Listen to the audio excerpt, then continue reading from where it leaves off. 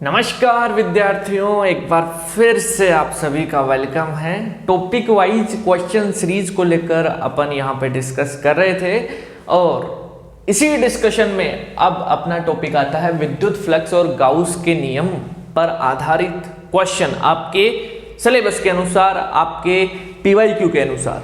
Okay, start करते हैं। सबसे पहला क्वेश्चन अपने पास आता है, विद्युत फ्लक्स का एसआई मात्रक क्या होगा? What is the SI unit of electric flux? देखिए ऑप्शन गिवन है, volt metre, newton upon coulomb square metre square, newton upon coulomb metre square, joule upon coulomb metre. बताइए, देखिए वोल्ट मल्टीप्लाई मीटर अपने को पता है फाई इज इक्वल टू होता है ई मल्टीप्लाई ए, ये होता है न्यूटन पर कूलाम और मीटर स्क्वायर। चलो ये मिल गया क्या कहां पे? चलो और भी चेक कर लो। आप इसको ऐसे भी लिख सकते हैं, देखना, न्यूटन मीटर फिर मीटर अपॉन कूलाम लिख सकते हैं ना। तो न्यूटन मीटर क्या हो गया? जूल, यानी जूल मीटर पर कूलाम है क्या कहां पे? ये रहा। तो ऑप्शन डी भी राइट होगा। राइट। अब देखिए और भी अपन इसको लिखते हैं आगे। आपको पता है इलेक्ट्रिक फील्ड को आप लिख सकते हो वोल्ट पर मीटर, ये आप इसको लिख सकते हो इलेक्ट्रिक फील्ड को। कैसे? हमने आपको बताया था कि V बराबर E मल्टीप्लाई D होता है। तो यहां से E का वैल्यू कितना है? V अपॉन D, यानी वोल्ट पर मीटर। ओके जी, तो आप वोल्ट पर मीटर भी लिख सकते हो। तो इसके अनुसार ये वोल्ट पर मीटर और ये कितना? मीटर स्क्वायर हो गया।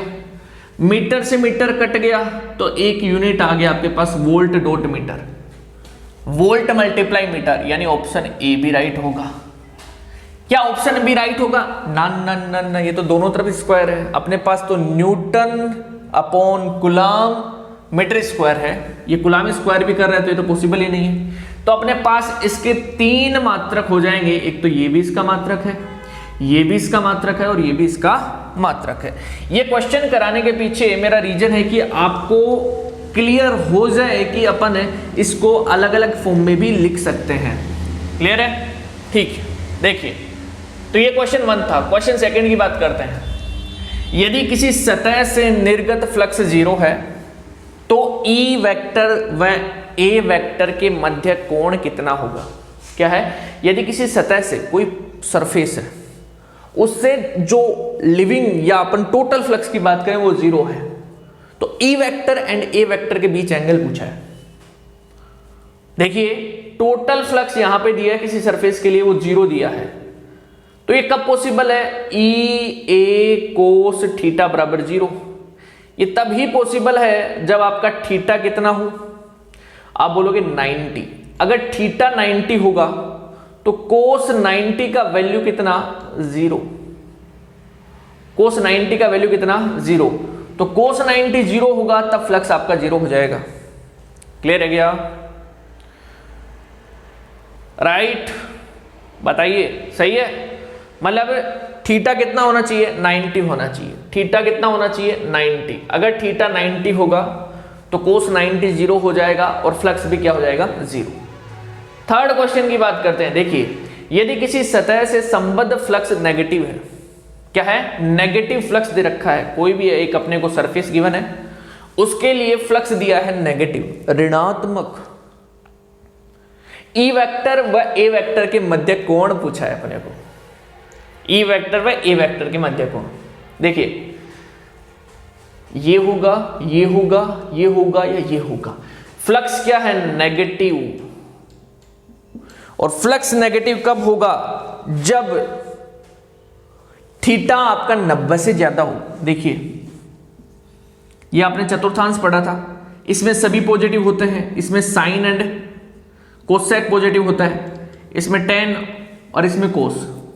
तो जब आपका थीटा 90 से ज्यादा होगा, सेकंड चतुर्थांश में आ गए या फिर अदर चतुर्थांश में जाएंगे, लेकिन 90 से ज्यादा होगा तो सेकंड की बात कर रहे हैं। किसकी बात कर रहे हैं? सेकंड की। तो थीटा अगर 90 से ज्यादा है उस केस में केवल साइन पॉजिटिव होता है, कोस तो क्या होगा, नेगेटिव होगा। कोस तो क्या होगा, नेगेटिव होगा। तो जब थीटा 90 से ज्यादा होगा तो कोस नेगेटिव होगा, इसलिए फाई की वैल्यू अगर बोले तो ई ए कोस थीटा, ये नेगेटिव आया तो माइनस ई ए हो गया, मतलब फ्लक्स क्या हो गया, ऋणात्मक। तो थीटा का वैल्यू कितना होना चाहिए, ग्रेटर देन 90 होना चाहिए। ग्रेटर देन 90 होगा तो फ्लक्स होगा नेगेटिव। फोर्थ क्वेश्चन क्या है क्वेश्चन, यदि एक पृष्ठ विद्युत क्षेत्र के समांतर है तो फ्लक्स बताओ कितना होगा। एक पृष्ठ है, सरफेस है, वो विद्युत क्षेत्र के समांतर है तो फ्लक्स बताओ। अब आपके दिमाग में ऐसे आ रहा होगा कि थीटा 0 डिग्री हो गया, नहीं, क्योंकि थीटा ई वेक्टर और ए वेक्टर के बीच होता है। यहां पे ये बोल रहा है कि जैसे ये इलेक्ट्रिक फील्ड आ रहा है ऐसे, और इसमें एक सतह है वो इसके समांतर है ऐसे, इस डायरेक्शन में ए ई वेक्टर है और प्लेन सरफेस जो है वो इसी के समांतर ऐसे पड़ी हुई है एस। तो उस सिचुएशन में एस वेक्टर किधर होगा, लंबवत। एस तो ऐसे होगा जो कि इसके समांतर दे रखा है, लेकिन S vector perpendicular, E vector इधर, एंगल कितना 90, क्योंकि ई वेक्टर और एस वेक्टर के बीच में एंगल देखते हैं, ई वेक्टर और एस के बीच में एंगल नहीं देखते हैं। तो ई वेक्टर और एस वेक्टर के बीच में एंगल यहां पे कितना 90, और थीटा 90 है, थीटा कितना हो गया 90, तो उस केस में आपका फ्लक्स कितना होगा, देखिए 0 होगा, अधिकतम होगा या ऋणात्मक होगा। Phi is equal to E S या ए कोस 90, कोस 90 का वैल्यू 0, देन फ्लक्स कितना 0, यानी ऑप्शन ए राइट। ये थोड़ा अच्छा क्वेश्चन था, तो फ्लक्स कितना हो जाएगा 0। फिफ्थ क्वेश्चन, गाउस का नियम वैध है खुले पृष्ठ के लिए ना जी ना, बंद पृष्ठ के लिए हाँ जी हाँ, स्थिर आवेशों के लिए यस तो मतलब बंद पृष्ठ के लिए आता है और स्थिर आवेशों के लिए अपने पास गाउस का नियम वैलिड होता है, राइट। रेस्ट चार्ज के लिए, क्योंकि इलेक्ट्रोस्टैटिक पढ़ रहे हैं यार, ओके। सिक्स्थ क्वेश्चन, यदि किसी बंद पृष्ठ में 4 विद्युत द्विध्रुव रखे हो तो फ्लक्स बताओ। प्रत्येक पर चार्ज क्यों है, माइनस क्यू प्लस क्यू हो जाएगा। एक क्लोज सरफेस है, क्या है क्लोज सरफेस, उसमें 4 डाइपोल है, इलेक्ट्रिक डाइपोल। आप जानते हो इलेक्ट्रिक डाइपोल में एक प्लस क्यू होता है, एक माइनस क्यू, राइट। तो प्लस क्यू माइनस क्यू, अगर टोटल चार्ज बात करें एक डाइपोल की 0, 4 पे भी कितना होगा 0। तो हमें पता है फाई इज इक्वल टू होता है summation Q upon epsilon not, summation Q कितना 0, 0 अपॉन एप्सिलॉन नॉट कितना आ गया 0, यानी 0, ऑप्शन ए। एक बंद पृष्ठ में प्लस क्यू माइनस 2 क्यू आवेश रखे हैं तो फ्लक्स बताओ। क्या है, एक क्लोज सरफेस है, plus q minus 2 Q charge रखे हुए, फ्लक्स पूछा है। फ्लक्स का फॉर्मूला होता है plus q minus 2 q upon epsilon nought. ये कौन सा फॉर्मूला, अरे total charge upon epsilon nought, total charge कितना q upon minus q plus, ये नेगेटिव तो नेगेटिव साथ आएगा क्योंकि बीजगणितीय योग होता है, यानी फाई इज इक्वल टू हो गया minus Q upon epsilon not, right. देखिए इसमें ऑप्शन सी राइट। 8, यदि एक आवेश Q घन के केंद्र पर रखा है तो कुल विद्युत फ्लक्स क्या है, एक आवेश है, कहां पर रखा है, घन के केंद्र पर, क्यूब के केंद्र पर, ये अपने पास एक आवेश रखा है Q, तो कुल विद्युत फ्लक्स, ये बंद पृष्ठ है, बंद पृष्ठ से निर्गत फ्लक्स कितना होता है Q अपॉन एप्सिलॉन नॉट, ये हो गया इसका answer Q upon epsilon not, right. Question number 9, question 8 में घन की सतह से संबद्ध फ्लक्स बताओ। ये क्वेश्चन 8 है, इसकी सरफेस से कितना फ्लक्स जाएगा ये बताओ। आपको पता है कि कितनी सरफेस है, 1 2 3 4 5 और 6, 1 2 3 4 और 5 और 6 सरफेस है, 6 सतह है। 6 सतह के लिए फ्लक्स कितना है Q अपॉन एप्सिलॉन नॉट। हमें एक सतह के लिए पूछा है तो कितना हो गया Q अपॉन 6 एप्सिलॉन नॉट। कैसे, Q अपॉन एप्सिलॉन नॉट कितने सरफेस के लिए है, 6 सतह के लिए, तो 6 सतह से घिरी हुई है, एक सतह से कितना हो गया, एक सतह से आप बोलोगे एक सतह से हो गया Q अपॉन 6 एप्सिलॉन नॉट, मतलब Q upon 6 epsilon not, right. Next question number 10, last question.